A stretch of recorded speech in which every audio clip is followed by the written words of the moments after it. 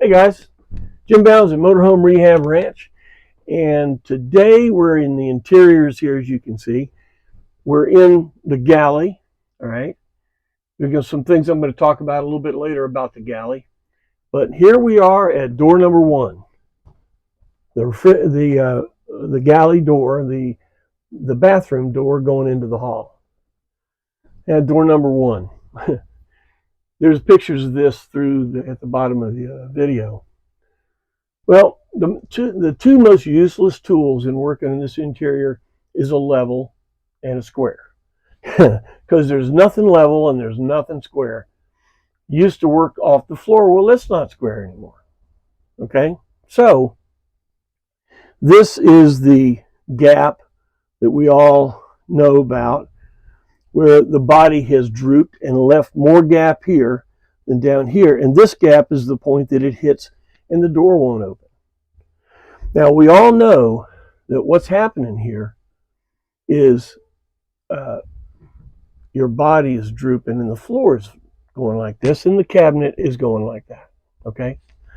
We understand that. And if you've been watching videos, you're talking about the gusset kits and all this. And that is fixing the root problem. But, here's another way to look at it. This thing stayed 50 years. And other than that, everything's operational. Let's do a Band-Aid on this thing. Okay? So, follow me. In the hallway,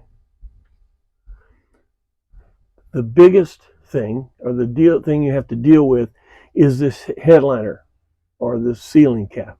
Now, in the hallway, in the 73s and some of the 74s, is an ABS plastic panel with an indent for a light and an outlet. If you have that, you'll see in a minute, I kind of like it. If you don't, from 75 on, the ceilings were flat. All right. If you do have that, that's okay.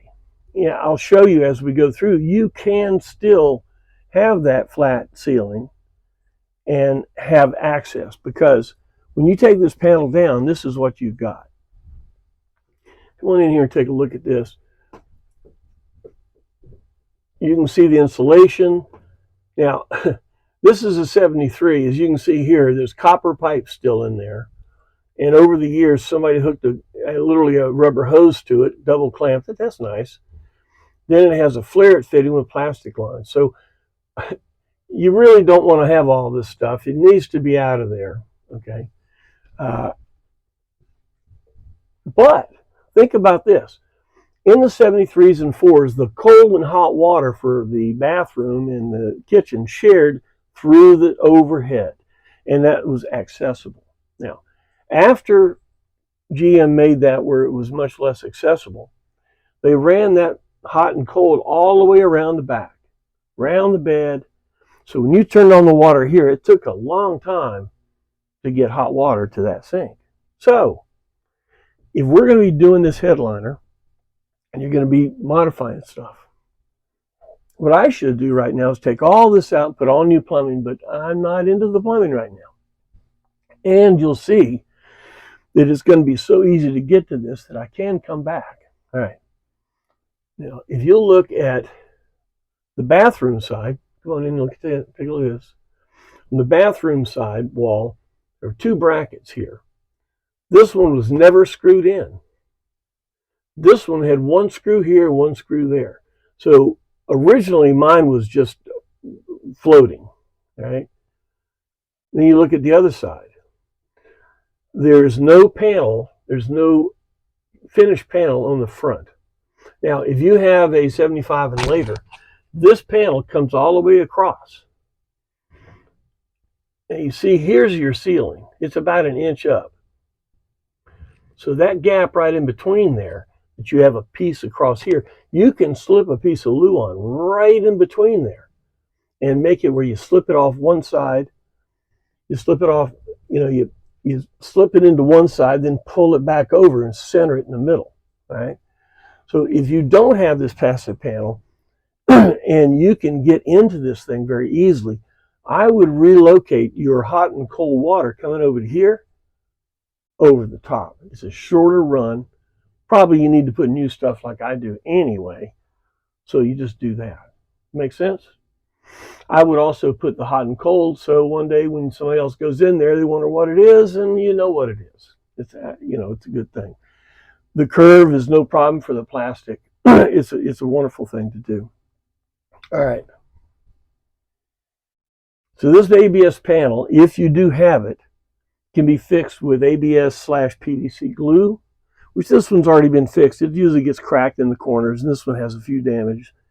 ABS PVC glue with a little bit of tiger hair in it. You can repair that. Okay. First thing though, before you try to repair it, is you clean it. You really clean it good. Even pressure washing still got some stains and stuff, but you want to get it as clean as you possibly can. All right. All right, let's stop here for a second. On the last video, if you watched the last video, I'm going to add a few things. If you didn't watch the last video, this will give you a reason to go look at the last video. Right? We were on the interior in here. And this window treatment right here, this galley window is a fix. Now, some of you guys have a slider window in here, which that's okay, just other treatments. But I want to show you what I'm doing in this. This is a fixed window. And since I've had it, it had a Venetian blind in it. It wouldn't open. We couldn't even see out of it anyway. So this from Home Depot is one of these plastic peel and stick. You see them all. It was like $10 or $15, and it really handled this well. The cutout on the tin with this bulb trim seal that we got from Granger, you can see this wall floats. That's great. See how close it is. Well, what I'm going to do here is I'm going to put a screw here to hold it in. But when the overhead cabinet goes on here, and it's going to be screwed in, it's going to be held right there. So I'm not worried about that. You can see the gimp, it makes it just look like another fold. The window's finished off enough, and when you're working at the kitchen, you're in the standing position and be able to look out. And this area right here is the most area. All right. All right, so let's get back. Let's get back to this door. Now, we've talked about the ceiling in it. We have not talked at all about the sidewalls. To be honest with you, this coach has original sidewalls, the door and drawer fronts, and I like the color. I'm even thinking about leaving this. I really like this color, and it's still in good enough shape. This is not a full restoration. Now, if you're going to do a full restoration, you'll probably want to rebuild this cabinet, or at least skin it. When I say skinning, take a piece of the 1/8 inch Luan, you put it on here, you pattern it exactly where you want it to be. See here, I'm going to have to trim this out. See how that moves a little. But you trim it out exactly where you want it to be, and then you recover it with whatever you're going to do, tin or VT laminate. VT is vertical thin. It's real thin. It's easy to work with. You could laminate this. You could do a lot of things. Since it's in the kitchen, maybe aluminum sheet or a stainless steel look, maybe something like that. I'm thinking about leaving this. I kind of like the way it looks. But we still have this problem of the gap at the bottom where I can't open the door. You can see it's hitting right here. Well, the problem is the floor is bowed. Okay, the problem is the floor is bowed. And it's a fair amount of work, and we're not even finished with the prototypes of the gusset kit. So what are we going to do in the meantime? Think about this. This cabinet is screwed to the floor and screwed to the top. Okay? If you take those screws loose, you take those, there's L brackets in there. You take those L brackets loose and jack it. Come take a look here. All these pictures again will be at the bottom. Put a bottle jack, 2 1-bys, and literally jack the cabinet apart. You can see here where I have a gap. Before, no gap. I moved it just enough to have a gap on that door. All right, here's a better picture of it. This is the bathroom wall. This is the closet wall. They 2 1-bys. Now, jacks don't like to work on their side, so you want to get it where it works, and then jack it just a little bit, and it will. Jacks need to be sitting straight up, but you can make it work. Jack it apart like that. My floor has a single piece of carpet. Now that's a very small area, but let me tell you, that carpet right there came out of a coach that I did. It was a very expensive job. This is very expensive carpet, but it's a small piece. So I get the idea of having this really cool piece of carpet. So if you've got a really nice piece of floor, you can put it down right there. Don't attach it down. Make it where you can pull it up. You can see right here when you jack the floor, apart, put a bracket right here and right here. Screw it to the floor that holds them apart. So you can do this.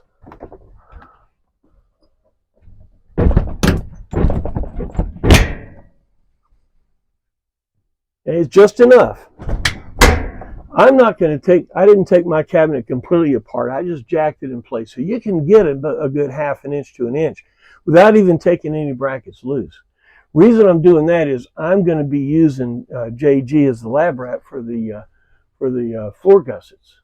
So I don't want to reshape, I don't want to reorganize this because I want the body to do it. You follow what I mean? So that piece goes back in. Your brackets are covered by it. You get just enough now that I can open the drawers on the inside.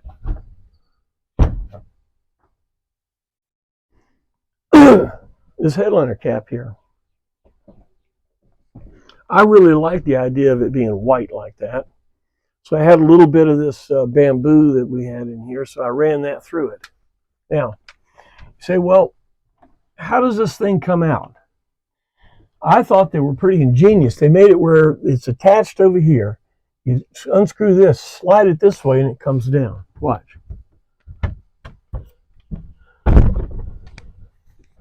Take this screw down.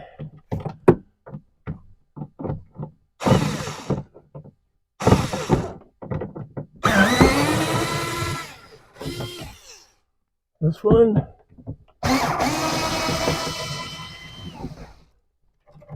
Excuse me a minute.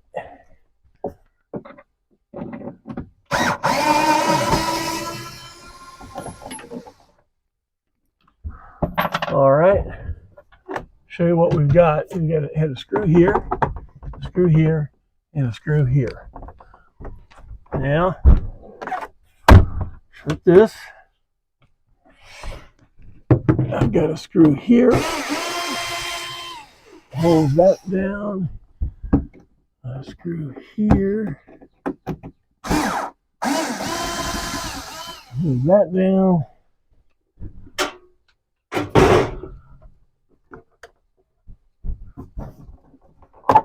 Slide it that way. It comes in. And disconnect the power. The 12 volts. And there we go.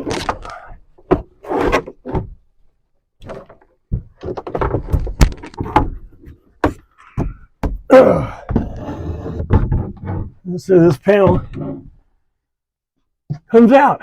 Everything's available. So I like the idea of the 73, 74 ceiling. In your 77, 78s. Now, by the way, this was a bracket. You can see it's moved. There was a bracket here. So I took those loose. So this would shift out a little bit. You can see here that this stops. And this is not a finished panel. On the 75 and after, this is a finished panel. So if you take a piece of 1/8" Luan, slip it in there and go further in that way, then come over here, come up and slide it in that way. Leave about a 1/2 inch on each side that stays up. You can put one screw in each side that holds it in place, and it's up. So it's flush. You can still move the panel and get into this. You've got 110, you got 12 volts, you've got hot and cold water right here. And the reason I took this back down was, one, to show you, but two, I'm going to put a Mylar insulation layer panel on here, let it free float. So then when I put the panel up, we'll have that insulation layer. All right, well, look, hope you've learned a few things here. Didn't know there was so much to talk about the hallway. And like I said, we haven't even talked about the door and drawer fronts. If you do want to update this in color, you could re-laminate the original ones with the VT real thin laminate. You could also go to Home Depot, and you know how you buy kitchen door and drawer front pieces? They're MDF vacuum formed, real nice. You could have some made the exact size of what's here and change all that. If you change just the doors and drawer fronts, the whole look of that wall is changed, right? So that's something you may want to think about. And of course, on this side, that bathroom door, you can change this color, close it off. Just to say that the main way to keep your coach is with this closed. Looks nice? Not there. Hallway is kind of a neat little thing. Play with it. Use your creativity. Come up with ideas. Maybe a slider door. That might be nice. You've got enough room here to create the slide door, pocket door. One coach, we put in a slide pantry and a pocket door. Use your brains. Come up with something. Thanks a lot. If you like this, please hit like and all those kind of things. If you really like this, get involved. Go to the front page, look at how to be a ranch hand, and I appreciate that. And hey, we'll see you next time.